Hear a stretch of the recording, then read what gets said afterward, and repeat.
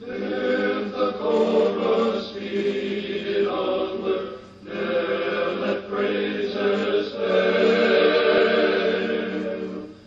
Hail to thee, our alma mater, Randolph-Macon. Welcome to Boydton, first hometown of Randolph-Macon.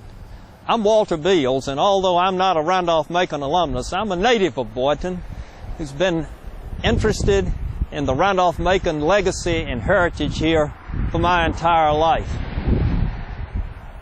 Randolph-Macon's great national distinction, the oldest continuous Methodist college in America, derives from its beginnings and first 36 years of operation here at Boydton.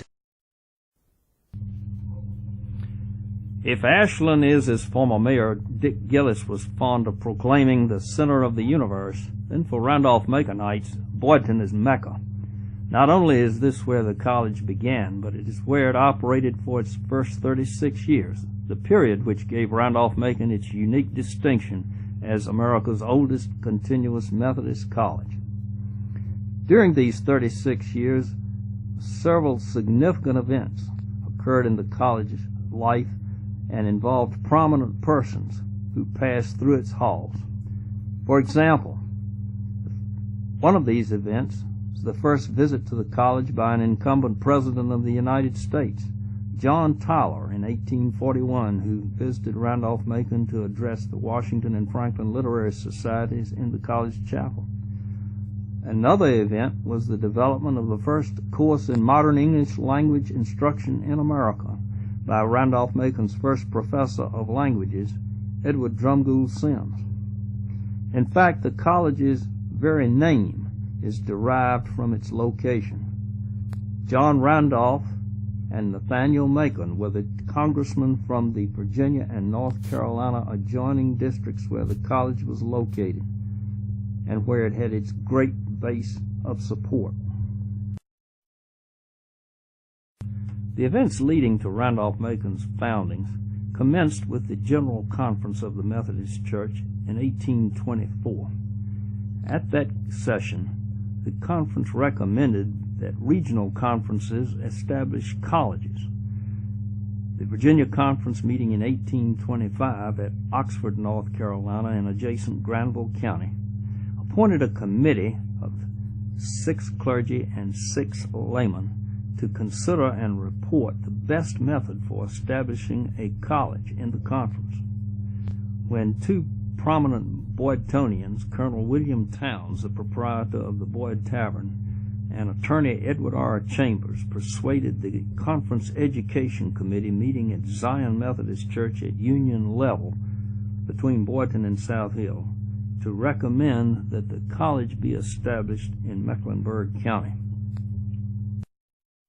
The Virginia Conference meeting in Lynchburg adopted the recommendation of its education committee, and so it was that William O. Good from Mecklenburg, a member of the legislature, drafted the bill that resulted in the legislature granting a charter for Randolph-Macon College in February of 1830. The college was located in Mecklenburg County partly because the founders believed that a rural setting removed from the potentially corrupting influences and distractions often associated with metropolitan areas would not be present. Another key factor was that the Virginia-North Carolina-Piedmont border area was the geographical center of the old Virginia Conference, which at that time was bounded roughly by a line running from Fredericksburg south to Newbern, west to about Statesville, and north to Charlottesville before running back east again to Fredericksburg. The location was fixed at Boydton after Mecklenburg County outbid rival Brunswick County with money and a deeply discounted price on prime real estate located about 1 mile west of the town of Boydton. Influential persons in this decision were William O. Good, the local legislator who drafted the college charter. William Towns, proprietor of the Boyd Tavern and son-in-law of Boydton's founder Alexander Boyd, who owned the New Market racetrack property on which the college's main building and Stewart's Hall were constructed. A key leader within the conference clergy ranks was the Reverend Hezekiah Lee of Petersburg, who Richard Irby's history recounts was the prime mover of the college enterprise. Another very influential clergyman from the beginning was John Early, chairman of the college's board of trustees throughout the entire Boydton era, and a Methodist bishop later in his career. Another was William A. Smith, who later became president of the college and led it to the zenith of its operation during the Boydton period. Finally, there was Howell Taylor, an influential conference layman and member of a pioneer Mecklenburg County Methodist family, whose entire family had been converted to Methodism by the legendary circuit rider Francis Asbury decades before, and who operated Taylor's Ferry, a prime crossing on the Roanoke River about 7 miles south of Boydton, leading into North Carolina. The land to build the college was assembled from 4 sizable tracts, ultimately totaling over 400 acres. Erection of the necessary buildings, including housing for the trustees and guests, academic and administration use, student residences, and their dependencies, was a daunting task and was accomplished within about 24 months from the college's charter. The goal was to meet the fall of 1832 opening date, and this was done with about a month's delay. To do this, 4 general contractors were employed with a labor force of between 50 and 100, an enormous undertaking in rural Virginia at that time. The property on which the buildings were erected was located on the eastern portion of the 400 acres, the part nearest the town of Boydton. Today, this area has not changed a lot, except that there are a number of roads in the area which were not there in 1832. In fact, only one of the roads that is in the area now was in the property in 1832. 4-lane U.S. Highway 58, which now splits the old campus, was rerouted to this location in 1941, and the second set of lanes was added about 10 years ago. You will note that the entire area where the buildings were erected is a nearly level high plateau which rises to an elevation higher than the town of Boydton. This made the main building, with its tall 4 stories and beautiful octagonal cupola crowning it on the center section, visible on the horizon from a long distance. Indeed, a very impressive sight. All of the buildings were laid out on a master plan to face the main building. This is the building which is best known to Randolph-Macon alumni due to its long use as the centerpiece of the college seal. This gives you a brief background on Randolph-Macon's founding and its location. Now let's start our tour of the original campus of America's oldest continuous Methodist college.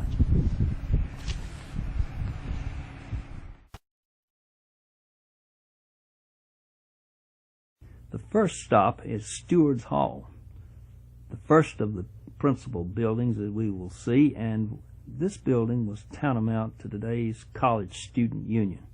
It served as the college refectory, but also was used for receptions and social functions, such as promenades, since the Methodists did not allow dancing. Stewart's Hall was also the site of the graduation dinner, the closing event in the 2-day exercises in June which culminated the college year, and was a dinner given by the 3 underclasses in honor of the graduating senior class. Interestingly, the food service was privately operated under license with the college. The first floor was used for dining and social functions, and the stewards lived on the upper level. Stewards Hall is an excellent example of the plain, functional, handsome architectural style that was used on the main buildings and the President's House as well as the Stewards Hall. The basic design of all three principal original brick buildings derived from the ideas of Joseph Cabell, who was deeply involved with Thomas Jefferson in planning the University of Virginia original campus. Through Cabell, the trustees hired contractor Dabney Cosby and also another contractor, William A. Howard, both originally from Prince Edward County, Virginia, and both of whom had worked on the University of Virginia construction job under Thomas Jefferson. You will notice that the brick on the buildings, which was all mined and fired locally, are laid in finely pointed Flemish bond with very narrow mortar joints, typical of the brickwork on the original University of Virginia buildings. The over-length window lintels with medallion corner blocks is typical of all three of the brick buildings at Randolph-Macon. You enter Stewards Hall through the main entrance on the lower level, and the hall runs the length of the main part of the building. On both sides of this wide hall were two large front rooms. These rooms had collapsible walls so that for large social events, the walls could be folded back and the entire first floor thrown open to one huge room. The rear of the Stewards Hall tract of some 25 acres contains the college cemetery, a very interesting place of more than 2 acres in size, in which faculty, students, and other persons associated with the college are interred. A lane ran from the college cemetery south to Stewards Hall and then on further south to the main building.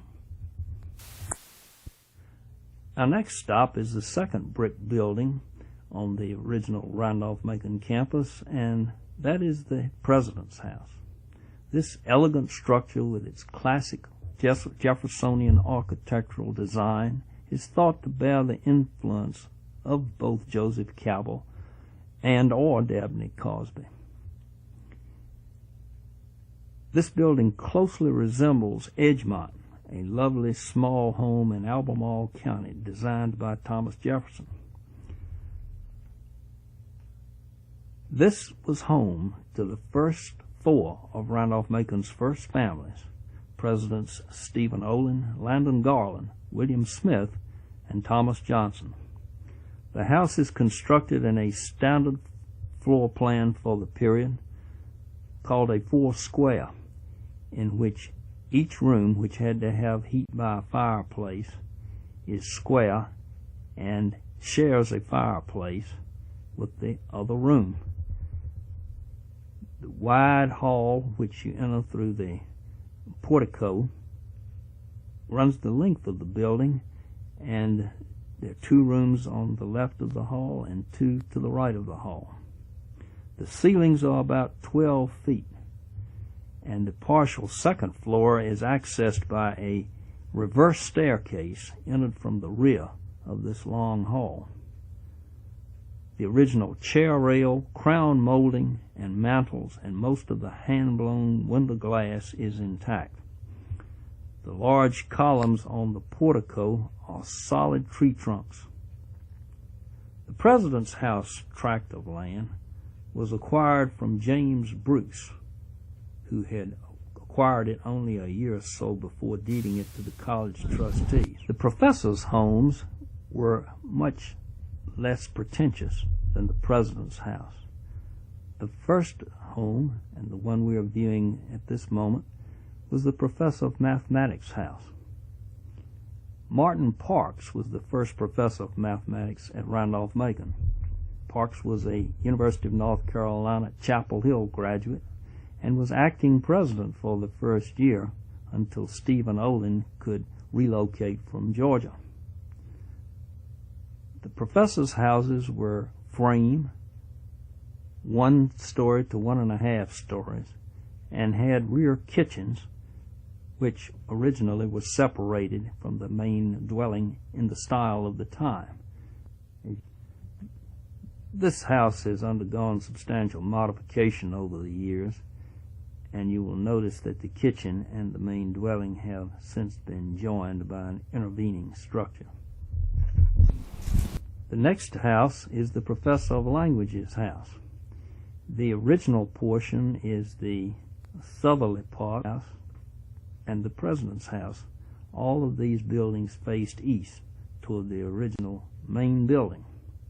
The first Professor of Languages was Edward Drumgoole Sims, a grandson of pioneer Methodist clergyman, the Reverend Edward Drumgoole, and a nephew of state senator and later Congressman George Coke Drumgoole, who shepherded the college charter through the state senate. Originally a very simple, small, 1.5 story frame structure. The 2 professors' houses cost about $1,300 each when they were built in 1832. We are now standing at the intersection of Jefferson Street and Taylor's Ferry Road, just south of the main building and the main front of the college, as you would have approached it in 1832. This is the only original road in the area was there in 1832, and all of the land that you see in the camera to the top of the hill and the road intersection in the far distance was all Randolph-Macon property. In fact, the property that we just saw from the rear of the Professor of Mathematics house, looking as far west as the camera would pan to the crest of the hill in the distance, was the westerly boundary of the Randolph-Macon property, and this shot looking south on Taylor's Ferry Road is the southern extremity of the Randolph-Macon property, enabling you to get some sense of the vastness of the total Randolph-Macon tract here of over 400 acres. Taylor's Ferry Road was the principal crossing of the Roanoke River leading south from Boydton, going into North Carolina. And this was a favorite route of the legendary Methodist circuit rider Francis Asbury, the renowned prophet of the long road. Asbury worked very heavily in Mecklenburg County for several decades, and one of the results of his labors was the conversion of the Edmund Taylor family to Methodism. The Taylors became ardent Methodists and established some 3 to 4 churches on both sides of the state line. One of the Taylor sons, Howell Taylor, was a founder of Randolph-Macon and was a very influential person in the background during the Old Virginia Conference's deliberations about where to locate the college.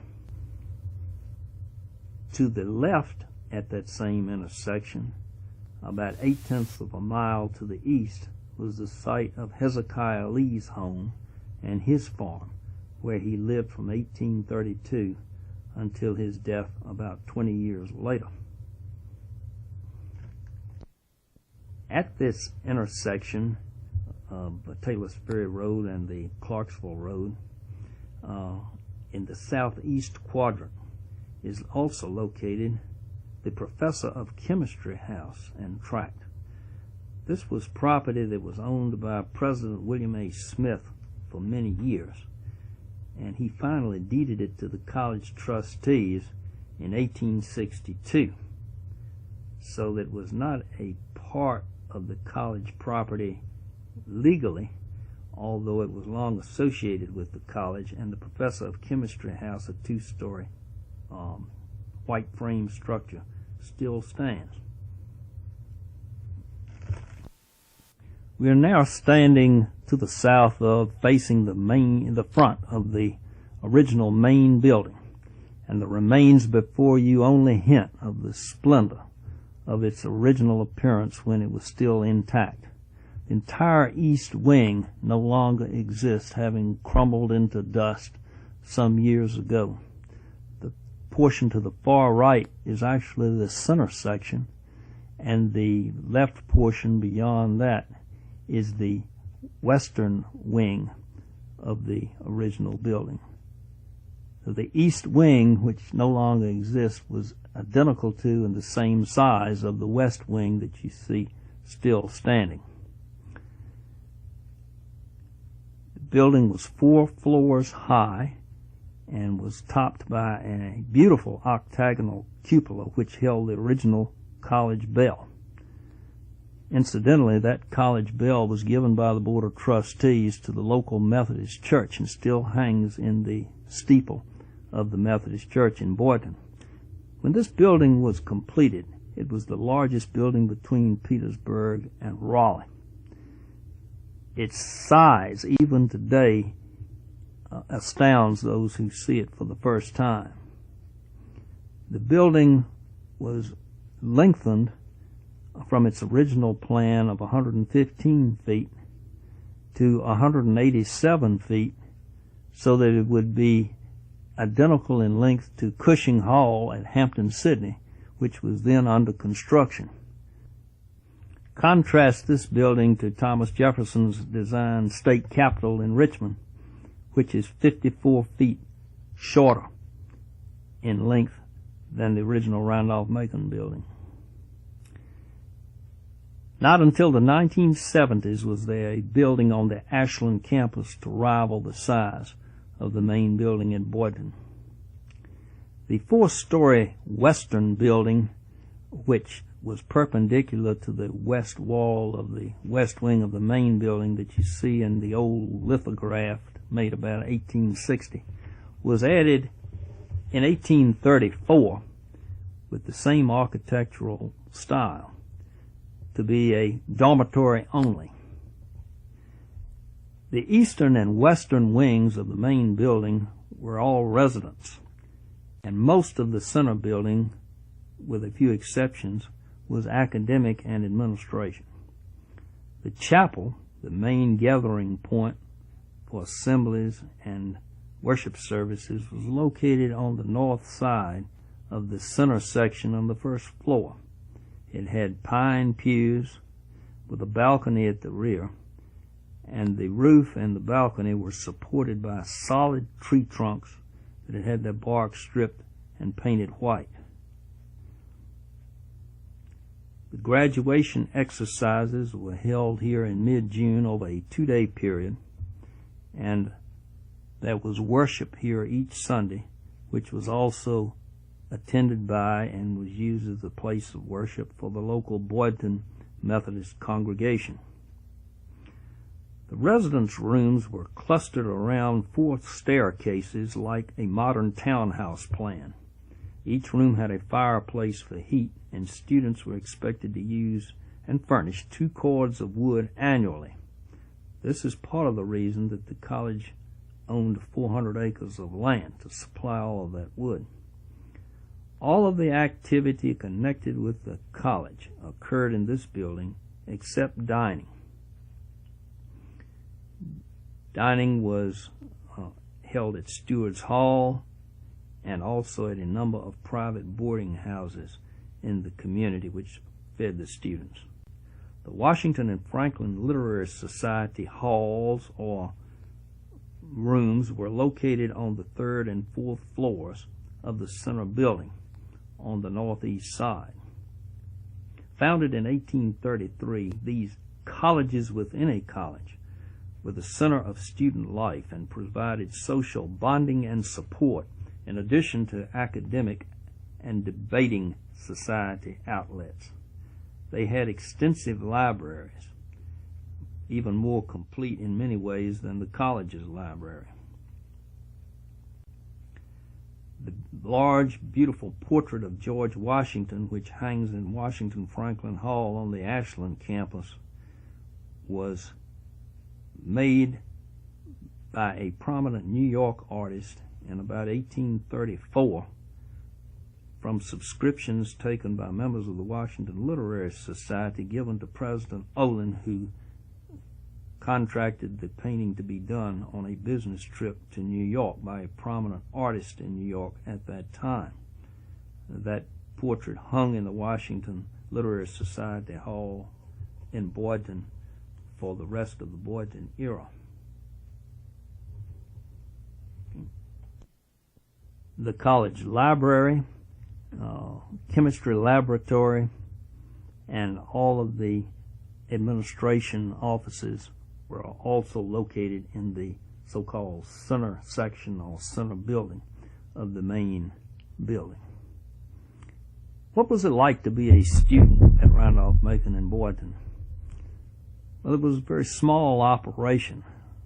The physical facilities were constructed to house not more than 200 students, and they hardly ever exceeded more than about 150 or 160. The great majority of them came from Virginia and North Carolina, with a number from South Carolina and Georgia. These 4 states represented practically the entire student body, and all 4 states were represented on the college's Board of Trustees. Many of them came from Methodist families, and being a family of the so-called Methodist persuasion was a major factor in the attendance of many of these students. For example, in the academic year 1848, there were 6 seniors, 12 juniors, 19 sophomores, and 31 freshmen.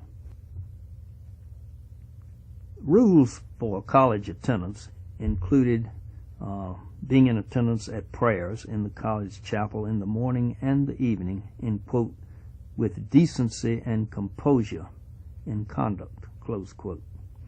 On Sunday, students were required to attend public preaching in the chapel unless parents not of the Methodist persuasion had designated by letter another place of worship not further than the town of Boydton, which at that time meant either Boydton Presbyterian Church or St. James Episcopal Church. Interestingly, the original pews which are in place at Boydton Presbyterian Church, the last 2 rear rows of the sanctuary bear a lot of knife marks on the rounds of the seats of the pews, which local legend has was made by Randolph-Macon students in attendance. Expenses independent of wood, candles, and bedding for the 1848 academic year were, from August through December, board $8 a month, tuition and deposit fee $22.50. For the January through June session, board was $80 and tuition and deposit fee $45. The faculty consisted of 5 men, including the president, who also taught, and several adjunct professors. Judge Edward Chambers, who was then a practicing attorney in Boydton, as the professor of law, and the medical department located at Kingsville, almost within sight of Hampton, Sydney, in which 2 brothers, Doctors Meteorus, operated a private medical school. The principals of the 3 preparatory schools had 1 assistant, except the principal at Ridgeway had no assistant. Human nature does not change, although times and generations change. The monastic atmosphere and general boredom of the area and life at the college caused the students to bond and give their loyalty to each other. Also, it promoted a restlessness which manifested itself from pranks to